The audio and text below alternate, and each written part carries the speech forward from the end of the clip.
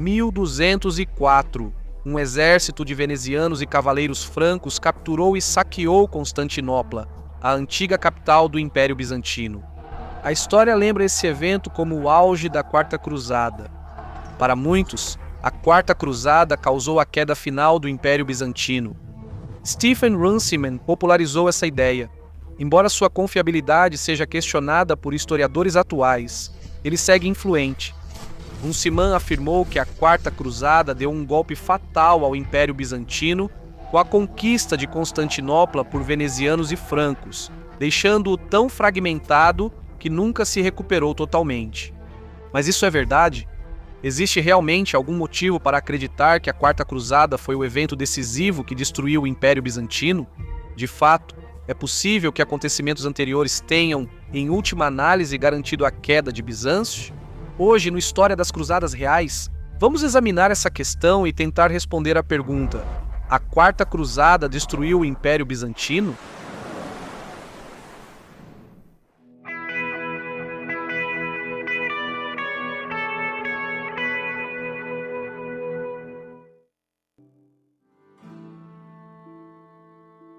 Primeiro, vamos revisar brevemente a história da Quarta Cruzada, convocada em 1198 pelo Papa Inocêncio III para restaurar Jerusalém e outros territórios na Palestina ao domínio cristão.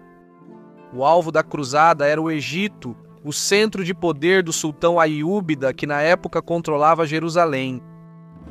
Os líderes francos ou franceses da cruzada contrataram a República de Veneza para construir uma frota e transportar o exército cruzado pelo mar até o Egito. No entanto, muitos cruzados acabaram indo para a Terra Santa por outros meios, e assim, os líderes francos acabaram com um exército muito menor se reunindo em Veneza do que haviam originalmente previsto. Assim, os francos não pagaram a frota de Veneza. Em 1202, o líder de Veneza, o doge Enrico Dandolo, pediu aos francos que pagassem sua dívida ajudando Veneza a conquistar Zara, uma cidade cristã no Mar Adriático. Dandolo, na prática, pedia aos cruzados que violassem seu voto solene atacando uma cidade cristã. Os líderes francos concordaram, resultando em muitos cruzados abandonando a expedição com desgosto e viajando para a Palestina por outros meios. No fim, os francos ajudaram os venezianos a conquistar Zara em novembro de 1202. Quando o Papa soube disso, ele excomungou os venezianos e os francos que participaram do ataque a Zara. Este é um momento crucial na história da Quarta Cruzada, pois a partir daqui ela já não pode ser considerada uma cruzada.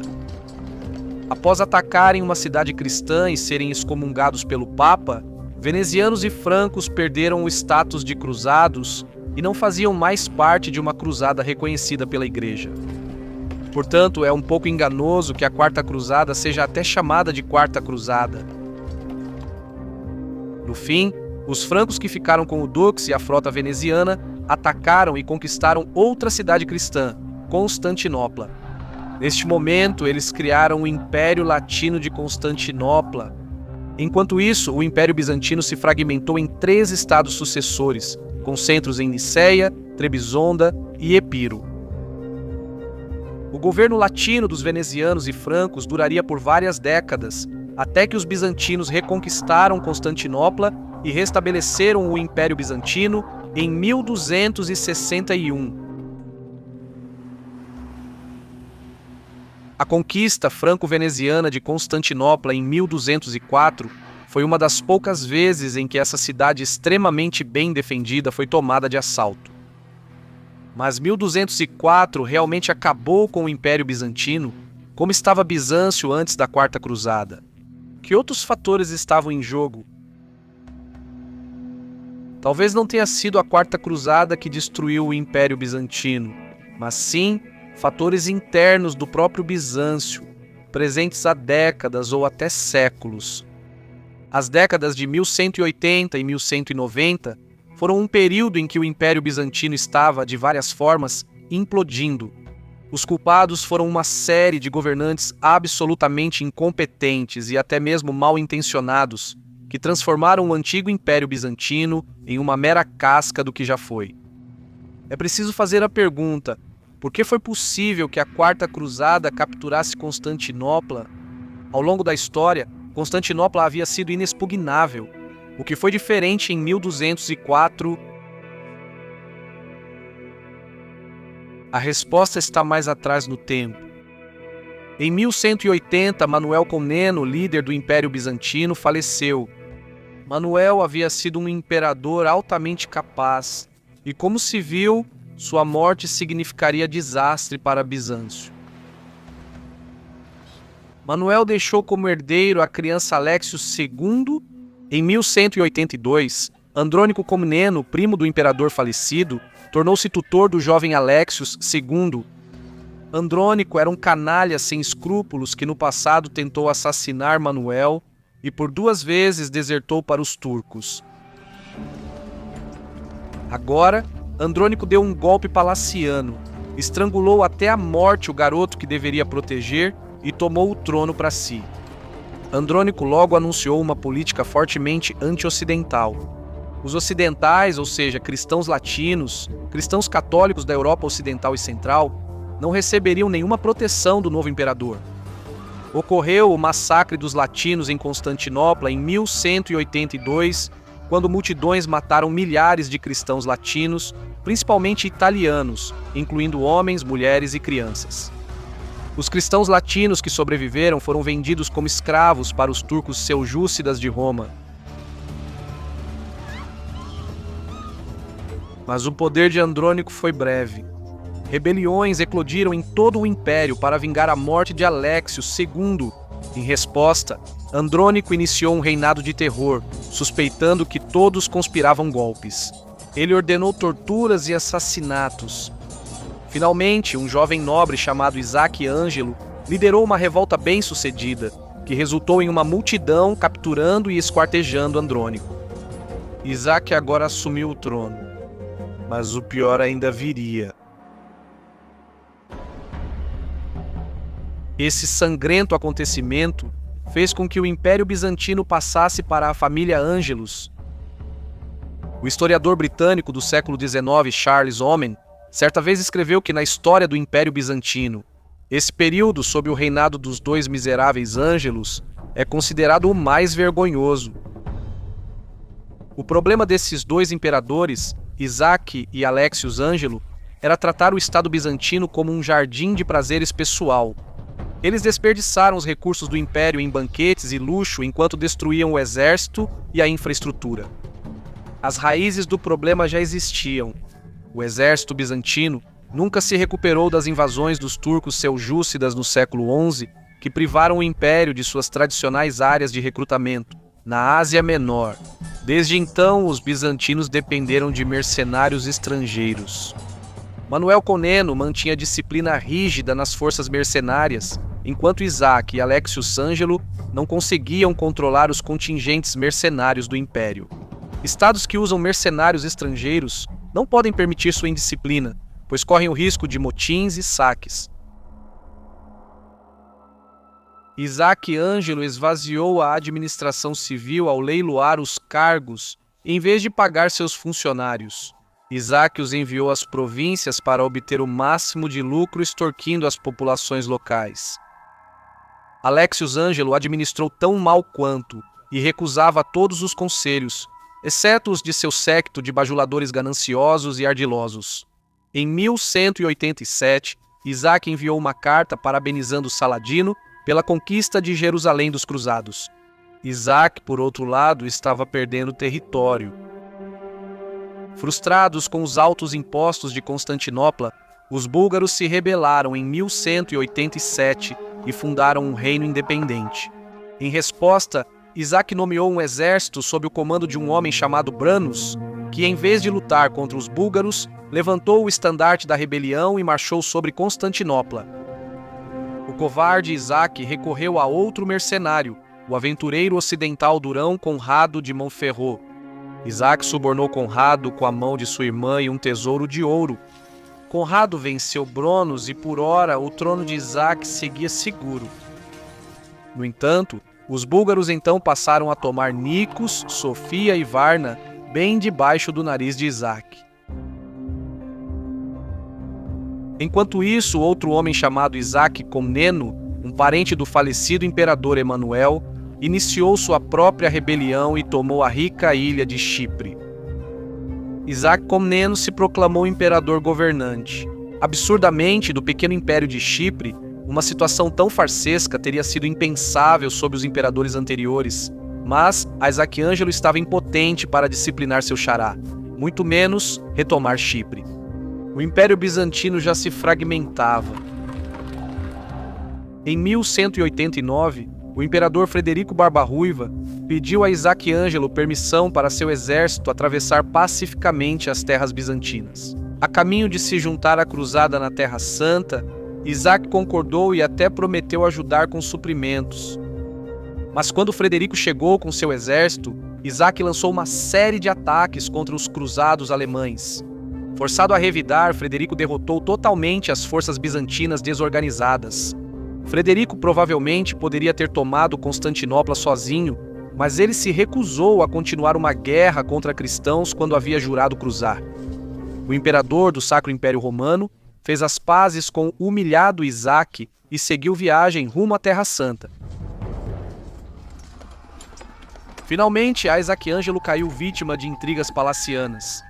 Alexius Ângelo, irmão de Isaac, realizou um golpe tão eficaz que Isaac foi capturado, cegado e mandado para um mosteiro antes que seus aliados reagissem. Alexius Ângelo agora se tornou Alexios III e, depois de destronar seu irmão, nunca mais obteve nenhum sucesso adicional. Alexios III manteve a má administração dos búlgaros de seu irmão, tornando-os mais fortes.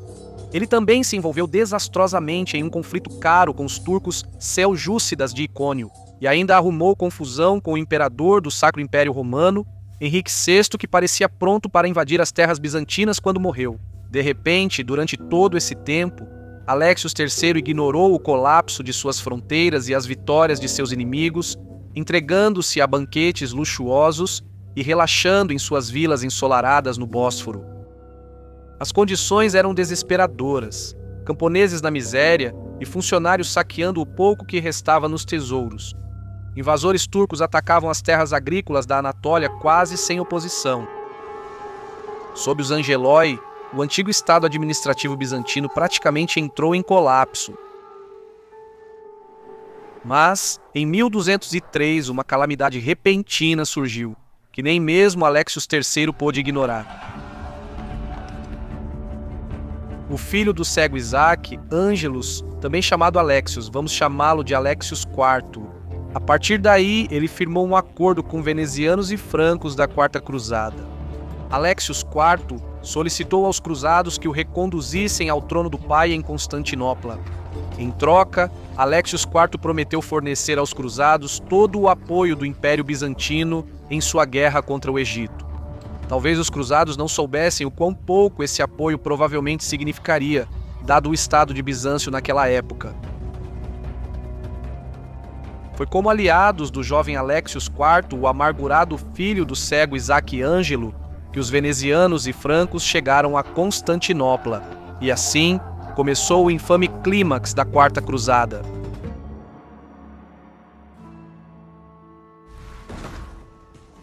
Agora que você aprendeu sobre a história do governo dos Ângelos, não deve ser surpresa que Constantinopla tenha caído tão facilmente em 1204, quando a Quarta Cruzada chegou. Antes de Constantinopla, Isaac Ângelo e Alexios III praticamente destruíram o Império Bizantino.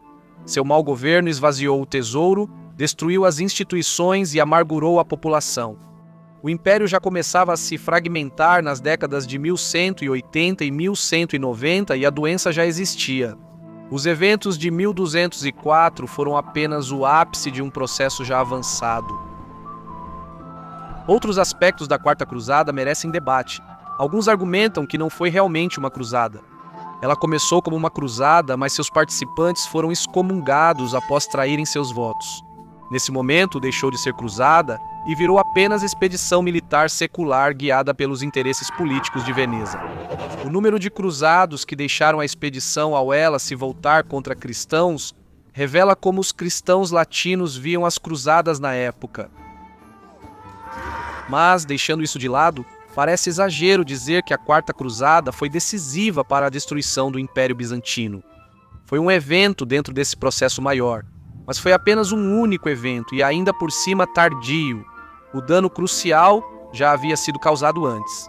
O período após a morte de Manuel I Comneno em 1180 e o governo dos Ângelos, 1185 a 1204, marcaram o momento crítico da decadência do Império. Além disso, deve-se ressaltar que, de fato, a Quarta Cruzada não foi o fim do Império Bizantino. A suposição é que, por volta dessa época, o Império Bizantino sofreu um golpe tão sério que nunca se recuperou, mas ele se recuperou até certo ponto. De fato, os bizantinos retomaram sua capital em 1261, e o Império durou cerca de mais 200 anos. Durante esse período, o verdadeiro problema que os bizantinos enfrentavam não havia mudado desde antes da Quarta Cruzada: a perda da Ásia Menor, que agora estava dominada pelos turcos. Não surpreende que o verdadeiro fim de Bizâncio tenha sido em 1453, com a conquista pelos turcos otomanos, cujos ancestrais já haviam enfraquecido o domínio bizantino na Ásia, séculos antes na Ásia Menor. Obrigado por assistir. Veja agora nosso documentário sobre Balduíno IV, o rei leproso de Jerusalém. Clique no vídeo que está aparecendo na sua tela para assistir. Agora, por favor, inscreva-se no canal e ative o sininho para receber notificações. Confira a gente no Patreon, onde respondo perguntas e ofereço conteúdo exclusivo. Clique no link do Patreon na descrição abaixo.